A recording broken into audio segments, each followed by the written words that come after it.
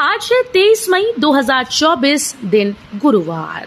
Welcome back to clean news UP. चलिए देखते हैं उत्तर प्रदेश की 25 फटाफट बड़ी खबरों को। ड्राइविंग टेस्ट से चूके तो फिर मिलेगा मौका, अब दोबारा नहीं देना होगा शुल्क। यदि आप ड्राइविंग लाइसेंस के लिए टेस्ट किसी वजह से नहीं दे पाते हैं तो आपको दूसरे दिन टेस्ट देने का मौका मिलेगा। आवेदक के ड्राइविंग टेस्ट नहीं देने पर स्लॉट अपने आप कैंसिल हो जाएगा। इसके बाद आवेदक को ड्राइविंग टेस्ट देने के लिए फिर से स्लॉट बुक करना पड़ेगा। इसके लिए कोई भी शुल्क नहीं देना होगा। लखनऊ विश्वविद्यालय का परीक्षा कार्यक्रम जारी, बीए के पेपर हुए शुरू। लखनऊ विश्वविद्यालय बीए की परीक्षाएं बुधवार से शुरू हो गई। मंगलवार को परीक्षा केंद्र में व्यवस्थाओं को परखा गया। परीक्षा नियंत्रक प्रोफेसर विद्यानंद त्रिपाठी ने परीक्षा केंद्राध्यक्षों को जरूरी निर्देश भी जारी किए। पहले दिन 22 मई को प्रथम पाली में आयोजित होने वाली परीक्षा 11:30 बजे आरंभ हुई। उर्दू विषय में प्रथम पेपर बुधवार और द्वितीय पेपर आज गुरुवार को होगा। इसके बाद 2 दिन अरब कल्चर की परीक्षाएं होंगी। 30 मई को एजुकेशन का पेपर होगा, फिर अर्थशास्त्र, समाजशास्त्र सहित अन्य परीक्षाएं होंगी। परीक्षाओं का क्रम 3 जून से 6, 7, 8, 10, 11, 12, 13, 14, 15 जून तक रहेगा। नोएडा एयरपोर्ट तक ट्रेन भी चलेगी। 61 किलोमीटर का ट्रैक। नोएडा एयरपोर्ट को दिल्ली हावड़ा और दिल्ली मुंबई रेल मार्ग से जोड़ा जाएगा। इस ट्रैक पर 5 नए स्टेशन बनेंगे। उत्तर मध्य रेलवे ने इसकी डिटेल प्रोजेक्ट रिपोर्ट बनाकर प्रस्तुत कर दी। भारत सरकार और रेल मंत्रालय ने परियोजना को मंजूरी भी दे दी है।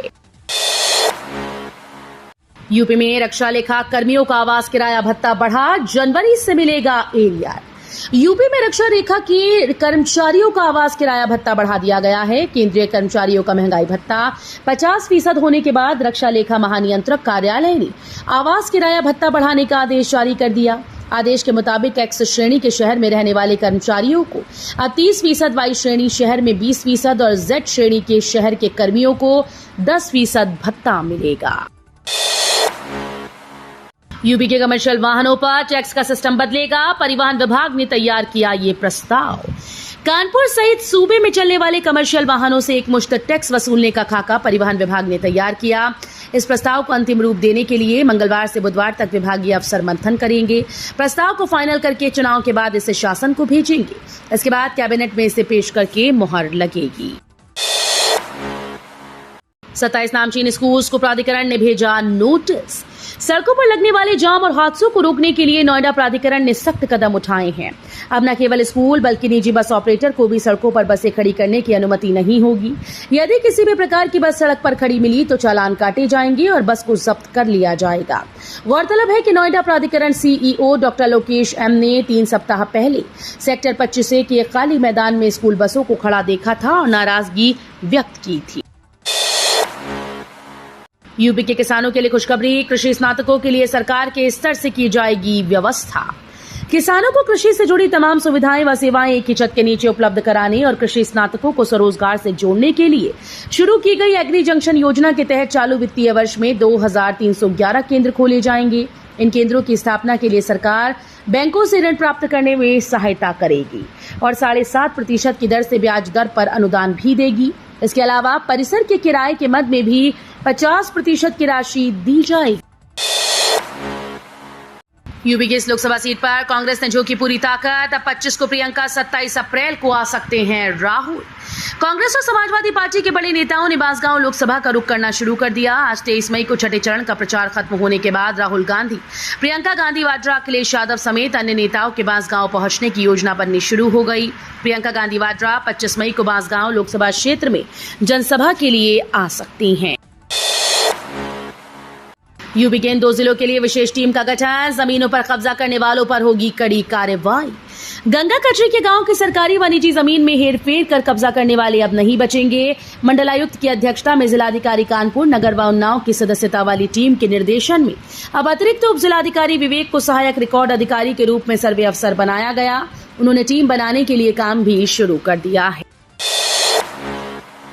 यूपी बोर्ड के खेलों में नहीं खेल पाएंगे सीबीएसई और आईसीएसई बोर्ड के खिलाड़ी। माध्यमिक शिक्षा परिषद उत्तर प्रदेश की खेल प्रतियोगिताओं में सीबीएसई और आईएसई बोर्ड के स्कूल के खिलाड़ियों को गत वर्ष तक प्रतिभागिता की मिली छूट को खत्म कर दिया गया।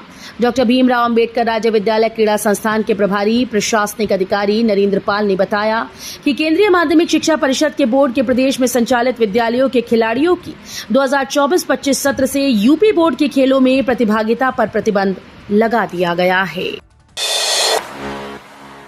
प्रयागराज जंक्शन पर शुरू हुआ रेल कोच रेस्टोरेंट, मांसाहार परोसा तो रद्द होगा टेंडर। रेलवे स्टेशन पर बनकर तैयार हुआ रेल कोच रेस्टोरेंट मांसाहार नहीं परोस सकेंगे। शुद्ध और शाकाहारी व्यंजन ही यात्रियों के लिए उपलब्ध होगा। मांसाहार परोसने पर उनका टेंडर रद्द कर दिया जाएगा। प्रयागराज जंक्शन पर रेल कोच रेस्टोरेंट की सुविधा का लाभ मिल रहा है। ये प्रदेश का 5वां रेल कोच रेस्टोरेंट है जो क्रियान्वित होने जा रहा है। इससे पहले लखनऊ, बरेली, वाराणसी और आगरा कैंट स्टेशन पर यह सुविधा उपलब्ध है। ग्रेटर नोएडा में घर बनाने का मौका, यमुना अथॉरिटी ला रही आवासीय प्लॉट योजना। यमुना प्राधिकरण एक बार फिर से छोटे आकार के आवासीय प्लॉट की योजना निकालने जा रहा है। आचार संहिता समाप्त होने के बाद अगले माह में ये योजना निकाली जाएगी। इसके साथ ही योजना में बड़े आकार के प्लॉट भी शामिल होंगे। यमुना प्राधिकरण में आवासीय संपत्ति की मांग साल दर साल बढ़ती जा रही है। इस मांग को पूरा करने के लिए प्राधिकरण ने एक बार फिर से 60 व 90 वर्ग मीटर के प्लॉट की योजना निकालने का फैसला किया। यमुना सिटी में 4 नई टाउनशिप बसाई जाएंगी, 30,000 नए घर बनेंगे। यमुना एक्सप्रेसवे औद्योगिक विकास प्राधिकरण जून महीने में यमुना सिटी में एक बड़ा आवासीय प्रोजेक्ट घोषित करने जा रहा है। इस प्रोजेक्ट के तहत 4 नई टाउनशिप विकसित की जाएंगी। इसके लिए बड़े भूखंडों का आवंटन बिल्डर्स को किया जाएगा। बुधवार को प्राधिकरण के मुख्य कार्यपालक अधिकारी डॉक्टर अरुणवीर सिंह ने इस बारे में जानकारी दी। उन्होंने बताया कि शहर के सेक्टर 22D में 4 टाउनशिप बसाने के लिए बिल्डर्स को भूखंडों का आवंटन किया जाएगा। 22 बिल्डर्स ने नोएडा प्राधिकरण में जमा किए 245 करोड़ रुपए। अब झटपट शुरू होगी रजिस्ट्री। नोएडा प्राधिकरण क्षेत्र में 1700 लोगों को अपने फ्लैट्स का मालिकाना हक मिल सकेगा। इसके लिए 22 बिल्डर्स ने अमिताभ कांत समिति की सिफारिशों को स्वीकार करते हुए 245 करोड़ रुपए नोएडा प्राधिकरण कार्यालय में जमा कर दिए। अब नोएडा प्राधिकरण की तरफ से बहुत जल्द इन फ्लैट्स की रजिस्ट्री कराई जाएगी। गेहूं खरीद में मुरादाबाद मंडल व जिला प्रदेश भर में आगे, दूसरे नंबर पर चित्रकूट। गेहूं खरीद के मामले में मुरादाबाद मंडल और जिला प्रदेश में फिर से 1 नंबर पर है। मुरादाबाद मंडल में गेहूं की खरीद 28.35% अर्थात 1,14,817 मीट्रिक टन हुई। दूसरे नंबर पर चित्रकूट मंडल ने 27.61% की खरीद की। मुरादाबाद मंडल के 3 जिले रामपुर, मुरादाबाद और संभल ने प्रदेश के 8 सर्वाधिक गेहूं खरीद करने वाले जिले हैं। चुनाव में आधी आबादी ने मतदान में नहीं दिखाई रुचि, हर विधानसभा में कम रही सहभागिता। चुनाव में आधी आबादी की भागीदारी अहम मानी जाती है, लेकिन 2019 की तुलना में इस बार लखनऊ लोकसभा सीट पर महिलाओं ने मतदान में रुचि नहीं दिखाई। यही वजह है कि चुनाव का प्रतिशत भी कम रहा। लखनऊ लोकसभा की हर विधानसभा में महिलाओं की सहभागिता कम रही। जूता कारोबारियों पर आयकर छापा। आगरा में हरमिला ट्रेडर्स वाहन के यहां आयकर छापे में 40 करोड़ रुपए की पर्चियां मिली, जिनमें 3 से 4 हजार व्यापारियों को भुगतान देना है। इन पर्चियों को जारी करने वालों की जांच की जाएगी। आयकर विभाग का मानना है कि जिन कारोबारियों ने इन पर्चियों को जारी किया, उन्होंने पूरी आपूर्ति को अपनी अकाउंट बुक्स में शामिल नहीं किया। पर्चियों को जारी करने वालों की पूरी जानकारी स्टेट और सेंट्रल जीएसटी के साथ साझा की जाएगी। आय दुगनी करने के नाम पर बीजेपी ने गरीब किसानों को ठगा। सरकार ने जनता की आय दुगनी करने का वादा किया, लेकिन आय तो दुगनी हुई नहीं बल्कि उनकी लागत दुगनी हो गई। खाद की बोरी से चोरी करने का काम सरकार ने किया। नैनो यूरिया के नाम पर किसानों को ठगा गया और उसे बनाने वाली कंपनी से पैसा वसूल किया गया। नैनो यूरिया बनाने वाली कंपनी भी अन्य उद्योगपतियों की तरह देश छोड़कर फरार हो गई है। अखिलेश यादव बोले, जनता के अधिकार की बात करने वालों की दुश्मन है भाजपा। सपा अध्यक्ष अखिलेश यादव ने कहा कि जो जनता के अधिकार की बात करे उसे भाजपा अपना विरोधी मानती है, क्योंकि भाजपा जनता के हक को छीनने वाली पार्टी है। वो खरबपतियों की कठपुतली पार्टी है। अखिलेश यादव ने सोशल मीडिया साइट एक्स पर कहा कि बीएयू को बचाने के लिए भाजपा के खिलाफ आमरण अनशन पर बैठे डॉक्टर ओम शंकर जी से अनुरोध है कि वो अपना अनशन आमरण तोड़ें और जनता के रक्षक इंडिया गठबंधन का साथ देकर भ्रष्ट भाजपा को हटाने के लिए नया व्रत लें। अखिलेश की जनसभा में फिर हुआ हंगामा, कार्यकर्ताओं ने फाड़े पर्दे। आजमगढ़ जनपद में एक बार फिर से अखिलेश की जनसभा में कार्यकर्ताओं ने हंगामा किया, जिसके कारण कार्यक्रम स्थल पर भगदड़ मच गई।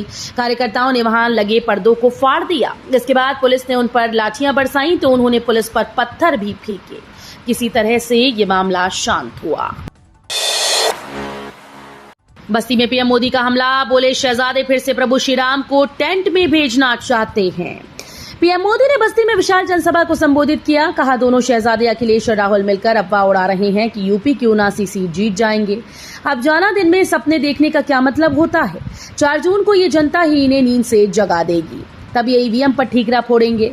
इंडी गठबंधन की पार्टीज ने तुष्टीकरण की हदें पार कर दी। देश 500 वर्षों से राम मंदिर की प्रतीक्षा कर रहा था, लेकिन ये इंडी वालों को राम मंदिर और प्रभु श्री राम से परेशानी है। सपा के एक बड़े नेता कहते हैं कि राम मंदिर बेकार है। काशी में 1200 छात्र छात्राओं ने बनाई मानव श्रृंखला, मतदान के लिए किया जागरूक। लोकसभा चुनाव को लेकर वाराणसी समेत पूरे पूर्वांचल में मतदाताओं को जागरूक करने के लिए तमाम अभियान चलाए जा रहे हैं। स्कूल, संगठन व धार्मिक स्थानों पर भी मतदाताओं को जागरूक करने के लिए तरह तरह के उपाय किए जा रहे हैं। कहीं रंगोली तो कहीं पेंटिंग के जरिए मतदाताओं को उनके दायित्व को बताते हुए वोटिंग के लिए प्रेरित किया जा रहा है। वाराणसी में 1 जून को मतदान होना है। यूपी में टेम्परेचर का टॉर्चर, 26 मई तक 7 जिलों में हीट वेव का रेड अलर्ट। उत्तर प्रदेश में मौसम के 2 रूप देखने को मिल रहे हैं। एक तरफ जहां पश्चिमी यूपी में भीषण गर्मी पड़ने की संभावना जताई गई, तो वहीं प्रदेश के पूर्वी हिस्से में गरज चमक के साथ बारिश होने के आसार हैं। प्रदेश में 22 मई से लेकर 26 मई तक आगरा, मथुरा, अलीगढ़, महामाया नगर, फिरोजाबाद, जालौन, झांसी, ललितपुर में हीट वेव का रेड अलर्ट जारी किया गया, तो वहीं पश्चिमी यूपी में मौसम शुष्क रहने की संभावना जताई गई। यूपी में बिजली खपत ने तोड़ा रिकॉर्ड, आसमान से बरसते अंगारों के बीच एसी कूलर की भारी डिमांड।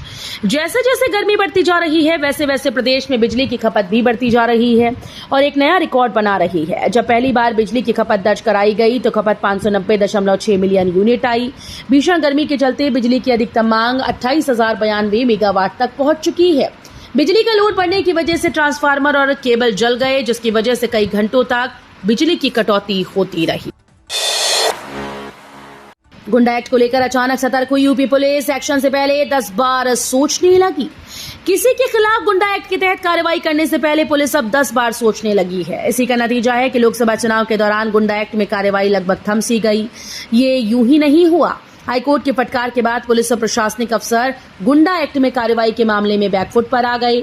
लोकसभा चुनाव हो या विधानसभा का, शांति व्यवस्था बनाए रखने के उद्देश्य से पुलिस अवांछनीय लोगों के खिलाफ अभियान चलाकर गुंडा एक्ट के तहत कार्रवाई करती है। तो ये थी आज की 25 फटाफट बड़ी खबरें। अगर आपको न्यूज पसंद आई हो तो वीडियो को लाइक और शेयर जरूर करें। धन्यवाद।